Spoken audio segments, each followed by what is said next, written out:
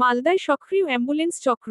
Malda medical কলেজে refer করা রোগীদের ভুল বুঝিয়ে নার্সিংহোমে নিয়ে যাওয়ার অভিযোগ। এরপর চিকিৎসার নামে দিনের পর দিন নার্সিংহোমে রেখে মোটা অঙ্কের বিল। মূলত অ্যাম্বুলেন্স চালক এবং নার্সিংহোম কর্তৃপক্ষগুলির যোগসাজশে মালদায় ক্রমশ সক্রিয় হয়ে উঠছে এই চক্র। অভিযোগ পেয়ে ঠিক সেই রকমই একটি চক্রের হদিশ বের করে সংশ্লিষ্ট নার্সিংহোম কর্তৃপক্ষের বিরুদ্ধে উপযুক্ত ব্যবস্থা গ্রহণ করল জেলা স্বাস্থ্য দপ্তর। মালদা জেলা প্রশাসন সূত্রে জানা যায়, গাজল থানার আলাল পাহাড়ি ভিটা এলাকার বাসিন্দা কুমারকোড়া শ্বাসকষ্টজনিত সমস্যা নিয়ে চলতি মাসের 17 তারিখ গাজল হাসপাতালে ভর্তি হন। এরপর তাকে সেখান থেকে মালদা মেডিকেল কলেজ হাসপাতালে রেফার করা হয়। অভিযোগ যে অ্যাম্বুলেন্স করে ওই রোগীকে নিয়ে আসা হচ্ছিল, সেই চালক পরিবারের সদস্যদের মালদা মেডিকেল কলেজে ট্রিটমেন্ট হয় না ভুল বুঝিয়ে মালদা শহরের আমবাজার এলাকায় অবস্থিত একটি বেসরকারি নার্সিংহোমে নিয়ে যায়। এরপর সেখানে কার্যত ওই রোগীকে আটকে রেখে স্বাস্থ্যের নামে ব্যবসা শুরু করে সেই নার্সিংহোম কর্তৃপক্ষ বলে অভিযোগ। প্রায় 1 লক্ষ টাকার ওপর বিল করা হয়।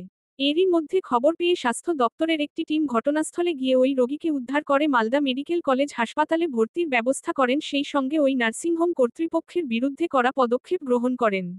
এদিকে সংবাদ মাধ্যমের মুখোমুখি হয়ে সংশ্লিষ্ট নার্সিংহোম কর্তৃপক্ষ নিজেদের ভুল স্বীকার করেছেন ক্যামেরার সামনে।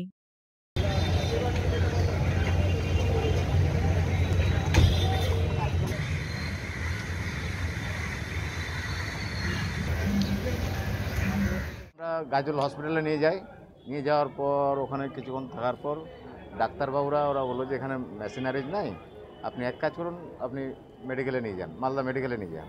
তারপরে কি হয়েছে, দিয়ে তখন অ্যাম্বুলেন্স সঙ্গে সঙ্গে গাড়ি ভাড়া দিই, গাড়ি ভাড়া করি। ওখানে আমাদেরকে অ্যাম্বুলেন্সগুলো মানে এমনভাবেই চক্রান্ত করেছে যে মানে ওখানে প্রথমে 2000 কথা হয়েছে, এখানে আস্তে আস্তে 2500 টাকা করে দিয়েছে। এবার আমাদের মালদা মেডিকেলে না ঢুকিয়ে দিয়ে আবার মানে নার্সিংহোমে নিয়ে গেছেন। ওখানে যে 42,000 টাকা দেওয়া হয়ে গেছে, কোনো ট্রিটমেন্ট নাই, কোনো কিছু নাই। তারপরে তখন আমরা বললাম যে স্যার, আমরা গরিব মানুষ, আমরা এখানে রাখার সামর্থ্য নেই, আমাদেরকে পাঠিয়ে দেন।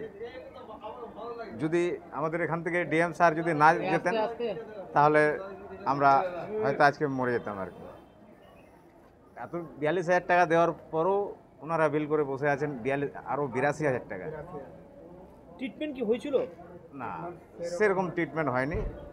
মানে আর কি বলবো, মানে যাকে যেরকম পারছে, মানে আমরা তো ওখানে ছিলাম আর কি। যত আমি বলবো যে এই গাজল অ্যাম্বুলেন্সের ড্রাইভারগুলো যত আছে ওদেরই দোষ আছে আর কি। মানে অ্যাম্বুলেন্স চালকদের? হ্যাঁ। আপনাকে কোথায় রেফার করা হয়েছিল? আপনার বাবাকে? আমার বাবাকে মেডিকেলে। তারপরে কোথায় নিয়ে গেল? ওরা মানে জোর করে ওখানে ওই ইসে নিয়ে চলে যায়। কোথায়? এই নার্সিংহোমে। নার্সিংহোমে। তো আপনার বাবা অ্যাম্বুলেন্সকে আপনি কি বললেন? অ্যাম্বুলেন্স চালককে কি বললেন? অ্যাম্বুলেন্স চালককে আমরা বলেছি যে মালদা মেডিকেল কলেজে আমরা যাব। হ্যাঁ। তো ড্রাইভার বলছে যে এখানে ভালো ট্রিটমেন্ট হয় না আর কি। তো ওরা বলছে চলুন ইসে নিয়ে যায়, এই নার্সিংহোমে।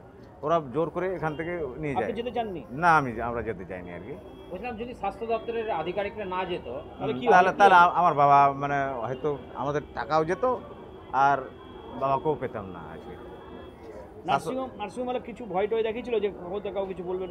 না, ওরা তো ভয়টাই দেখেনি, খালি মানে পয়সার চার্জ বাড়িয়ে আছেন। যে কোনো একটু কাজ হলে টাকা, যে কোনো একটা কিছু হলে টাকা। চিকিৎসা কি পেয়েছিলেন? চিকিৎসা সেরকম হয়নি আমাদের।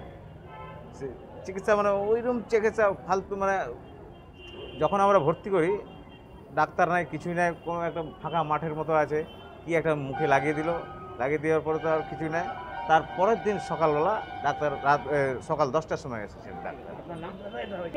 না, চিকিৎসা সেরকম হয়নি। মানে চিকিৎসার নাম করে খালি টাকা হাতিয়ে নিচ্ছে, শুধু ব্যবসা। যেটা হয়েছে, পেশেন্ট ভর্তি হয়েছে, পেশেন্ট স্পেশাল ট্রিটমেন্টও হয়েছে, পেশেন্ট সুস্থ ছিল। এর মধ্যেই একটা খসড়া বিল করে, যে পেশেন্ট পার্টি জিজ্ঞেস করে কীরকম বিল হতে পারে। এটা খসড়া এমনি সাদা কাগজে এমনি বিল করে ম্যানেজার সাহেব ওনাকে দেয়, আমরা জানতে পারি ম্যানেজার এভাবে দিয়েছে। তারপরে সেটা আর ম্যানেজারের কথা না বলে তারা স্বাস্থ্য দপ্তরে যোগাযোগ করে। কালকে আমরা গিয়ে স্বাস্থ্য দপ্তরে গিয়ে কথাও বলেছি, এবং আমরা ম্যানেজারকে শোকজ করেছি তার এই গাফিলতির জন্য। এই ভুল ফার্দার যাতে না হয় তার জন্য আমরা প্রতিজ্ঞাবদ্ধ, পরবর্তীতে হবে না। এবং বর্তমান ম্যানেজারকে আমরা শোকজ করেছি, সাসপেন্ড করেছি। না, ম্যানেজার এত বড় একটা সংস্থাকে মানে ভুল করবে তো ম্যানেজারকে সাথে নিতেই হবে। ম্যানেজার তো আপনার তত্ত্বাবধানেই কাজ করে। না, ম্যানেজার আমাদের না জানিয়ে এটাই হয়েছে, এটা আমরা জানতাম না। হ্যাঁ, বিলটা সম্বন্ধে খসড়া বিল, এটা কোনো লিখিত বিলও হয়নি, শুধু জাস্ট জানানো হয়েছিল প্যাশেন্ট পার্টিকে যে এরকম একটা বিল হতে পারে। হ্যাঁ, আপনারা কি স্বীকার করছেন যে এটা আমাদের ভুল হয়েছে? না, এটা আমাদের ম্যানেজমেন্ট ভুলই হয়েছে, এটা আমরা ভুল স্বীকার করছি, পরবর্তীতে হবে না। হ্যাঁ, আমরা গত কিছুদিন ধরে আমাদের যে ডিস্ট্রিক্ট সার্ভিলেন্স টিম আছে স্বাস্থ্য সাথীর, তাদেরকে দিয়ে বিভিন্ন নার্সিং হোমে আমরা ভিজিট করাচ্ছি, সাথে সাথে ডায়াগনোসিস সেন্টারগুলোতে ভিজিট করাচ্ছি। সিমিলার ভিজিট গাজলে হয়েছিল। আর গাজল থেকে যেটা আমরা দেখতে পাচ্ছি যে একটা পেশেন্টকে 64 ইয়ার্স ওল্ড একজন বয়স্ক পেশেন্ট ছিল, সে পেশেন্টকে মালদা মেডিকেল কলেজে রেফার করা হয়েছিল, কিন্তু সে অ্যাম্বুলেন্সের যে ড্রাইভার ছিল সে পেশেন্টটাকে কিন্তু প্রাইভেট নার্সিং হোমে নিয়ে যায় ইংলিশ বাজারে। সেখান ওই যে নার্সিং হোম আছে সেখানে যখন আমাদের ডিএসটি টিম ভিজিট করেছে সেখানে দেখেছে যে প্রায় 1 লক্ষ টাকার বিল ওই পেশেন্টের কাছ থেকে রেজ করা হয়েছে, কিন্তু কোনো সাবস্টান্সিয়াল ট্রিটমেন্ট দেওয়া হয়নি। আর যখন জিজ্ঞাসা করা হয় তখন আমরা জানতে পারি যে ওই পেশেন্টটাকে অবৈধভাবে ওখানে আটকে রাখা হয়েছে, যখন অবধি ও বিল পেমেন্ট করবে না তখন অবধি ওনাকে ছাড়া হবে না। যখন আমাদের ডিএসটি টিম গিয়ে এটা জানতে পারে, সাথে সাথে ওনাকে উদ্ধার করে মালদা মেডিকেল কলেজে আমরা অ্যাডমিট করিয়েছি। এখন এই পেশেন্টটা একটু ভালো আছে। আর যে কনসার্ন যে আমাদের যে নার্সিং হোম ছিল, প্রাইভেট হাসপাতাল ছিল, তার অ্যাগেনস্ট আমরা নেসেসারি অ্যাকশন নিচ্ছি। তার হিয়ারিংটা আগামী সপ্তাহে আমরা করব। আর নেসেসারি যে ফাইন আছে বা যেগুলো পেনাল্টিস সি অ্যাক্টে আছে সেটা আমরা ইম্পোজ। টাইম টু টাইম আমরা এদেরকে সেন্সিটাইজ করেছি। বেসিক্যালি সিএমও সাহেবই এই ব্যাপারটা দেখেন, তো টাইম টু টাইম ওদেরকে সেন্সিটাইজ করার চেষ্টা হয়েছে, অ্যাকশনও নেওয়া হয়েছে। কিন্তু কিছু জন এখনও কিন্তু টাকার হয়তো লোভের পিছিয়ে গিয়ে এসব অ্যাক্টিভিটিস করছে, তো আমরা অ্যাকশন কিন্তু নিচ্ছি। পশ্চিমবঙ্গের সঙ্গে সঙ্গে মালদা জেলাতেও স্বাস্থ্য ব্যবস্থা সম্পূর্ণরূপে ভেঙে পড়েছে। তার সঙ্গে নতুনভাবে যুক্ত হয়েছে প্রতারক, অ্যাম্বুলেন্স, সিভিক, যারা স্বাস্থ্যকর্মী তারা সব প্রতারক হিসেবে এখন কাজ করছে। যার জন্য গরিব দুস্থ মানুষ যখন মেডিকেল কলেজ হসপিটালে ভর্তি হওয়ার জন্য আসছে কিংবা গ্রামীণ হাসপাতাল থেকে যখন তাদের ডিস্ট্রিক্ট হসপিটালে স্থানান্তরিত করা হচ্ছে, তখন এক শ্রেণীর অসাধু চক্র, দালাল চক্র, প্রতারক চক্র, সে অ্যাম্বুলেন্স হোক, সে স্বাস্থ্যকর্মী হোক, সে স্বাস্থ্যের সঙ্গে যুক্ত হোক, তারা কি করছে মাঝ রাস্তাতে সেই সমস্ত পেশেন্টদেরকে নিয়ে এসে ঘুরপথে শহরে গজিয়ে ওঠা, শহর সংলগ্ন জায়গায় গজিয়ে ওঠা সমস্ত নার্সিংহোমে তাদেরকে নিয়ে ঢোকাচ্ছে। এরপরে নার্সিংহোম কর্তৃপক্ষ তাদের কাছে লক্ষাধিক টাকা যখন দাবি করছে, তখন সেই সমস্ত পরিবারের মানুষজন জমি জায়গা গরু বাছুর বিক্রি করার পরেও তাদের পাওনা টাকা দিতে পারছে না।